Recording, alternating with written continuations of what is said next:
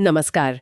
आज हम बांग्लादेश के हालिया राजनीतिक संकट और भारत पर इसके असर की थोड़ी गहराई से बात कर रहे हैं। जी। जैसा कि हम सब जानते हैं, प्रधानमंत्री शेख हसीना, जो करीब 15 साल सत्ता में थी, उन्हें हाल में इस्तीफा देना पड़ा, देश भी छोड़ना पड़ा। हाँ, काफी यूथल-पुथल हुई। ये सब हुआ हफ्तों तक चले हिंसक विरोध प्रदर्शनों के बाद, जिनमें दुखद रूप से कई जानें भी गईं। जी हाँ, 300 से ज्यादा लोगों की बात सामने आ रही है। हमारे पास इस पर कुछ जानकारी है, कुछ यूपीएससी गाइड के अंश भी हैं। जी तो हाँ। आज कोशिश रहेगी कि इन स्रोतों से जरूरी बातें समझें कि आखिर ये सब हुआ क्यों और भारत के लिए इसके मायने क्या हैं। बिल्कुल, समझने की कोशिश करते हैं।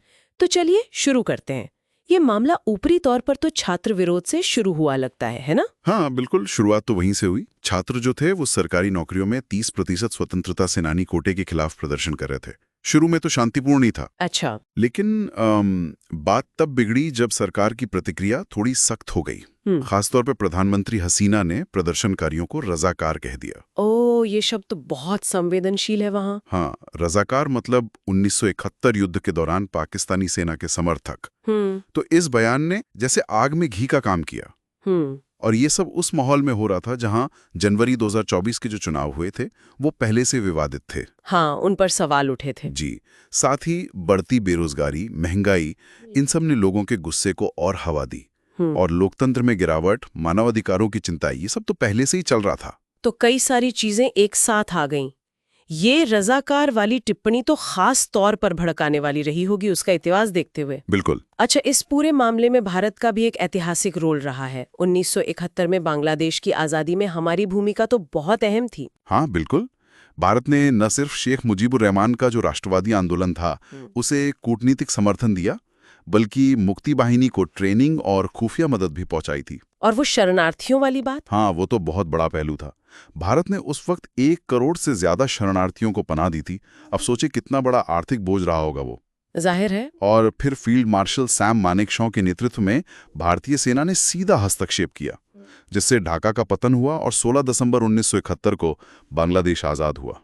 तो ये जो साझा इतिहास है, भाषा, संस्कृति, यही हमारे रिश्तों की नींव है ना? जी बिल्कुल, इसी बुनियाद पर ये रिश्ते बने हैं। तो ये तो हुई इतिहास की बात, लेकिन अब जो ये उथल-पुथल हुई है, इसका हमारे मौजूदा रिश्तों पर क्या असर दिख रहा है, क्या संकेत मिल रहे हैं?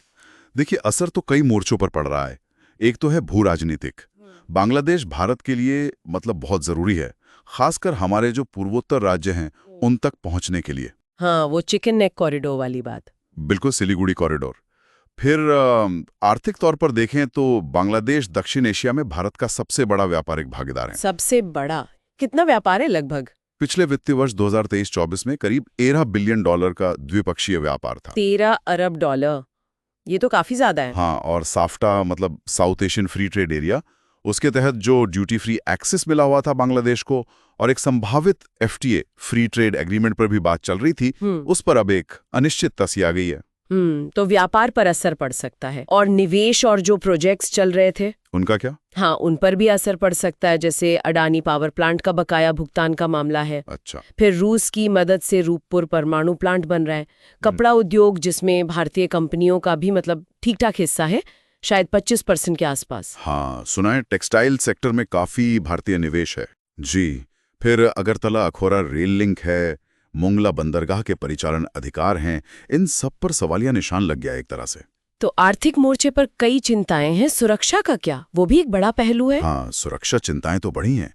देखिए, हमारी सबसे लंबी सीमा बांग्लादेश के साथ ही है, करीब 4096 किलोमीटर, और ये पूरी तरह से बाड़बंदी नहीं है। हाँ, काफी पोरस बॉर्डर माना जाता है। तो ऐसे में ड्रग्स, हथियार, मानव तस्करी, इन सब का खतरा बढ़ सकता है। और फिर कट्टरपंथ और आतंकवाद के बढ़ने की आशंका भी है। क्या इसमें बाहरी हाथ होने की भी आशंका है? कुछ रिपोर्ट्स इशारा करती हैं पाकिस्तान स्थित गुटों जैसे LAT और ISI की संभावित भूमिका की तरफ।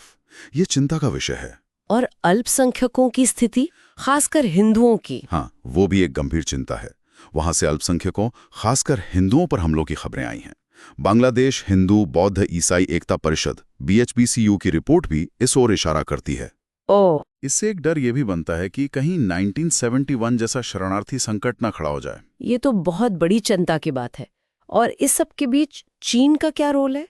हाँ, चीन का बढ़ता प्रभाव भी एक अहम फैक्टर है। उसका belt and road initiative, BRI, Bangladesh पर बढ़ता कर्ज, ये सब भारत के लिए रणनीतिक तौर पर देखने वाली बात है। तो इतनी सारी चुनौतियां हैं, इस स्थिति में भारत का रुख क्या है? हम कैसे निपट रहे हैं इससे? भारत ने अभी तक तो काफी संतुलित रवैया अपनाया है। प्रधानमंत्री मोदी ने अंतरिम सरकार के जो प्रमुख बने हैं, मोहम्मद यूनुस, उनसे बात की है। हाँ, नोबेल पुरस्कार विजेता। जी, उनसे बात की और शांति बहाली में पूरे समर्थन का भरोसा दिया है। अल्पसंख्यकों और भारतीय नागरिकों की सुरक्षा के लिए भी कदम उठाए गए हैं। बीएसएफ के नेतृत्व में एक समिति बनी है जो वहां के अधिकारियों के संपर्क में रहेगी। तो रणनीति क्या दिख रही है? रणनीति यही है कि लोकतंत्र का समर्थन किया जाए, सभी अल्पसंख्यकों के अधिकारों की बात हो, सीमा सुरक्षा मजबूत रखी जाए और चीन या पाकिस्तान के किसी भी तरह के प्रभाव को संतुलित किया जाए।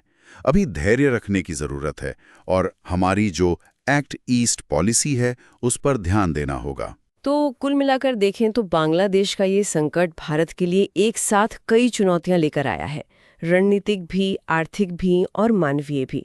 शेख हसीना के जाने से एक भरोसेमंद साथी शायद कम हुआ है और चीन का प्रभाव बढ़ने की चिंता है। बिल्कुल, और यहाँ एक बड़ा सवाल यही खड़ा होता है कि भारत अपने रणनीतिक हितों और पड़ोसी देश में लोकतांत्रिक मूल्यों के समर्थन के बीच ये संतुलन कैसे बनाए रखेगा, खासकर तब जब इस पूरे क्षेत्र की भू राजनीति इतनी तेजी से बदल रही हो।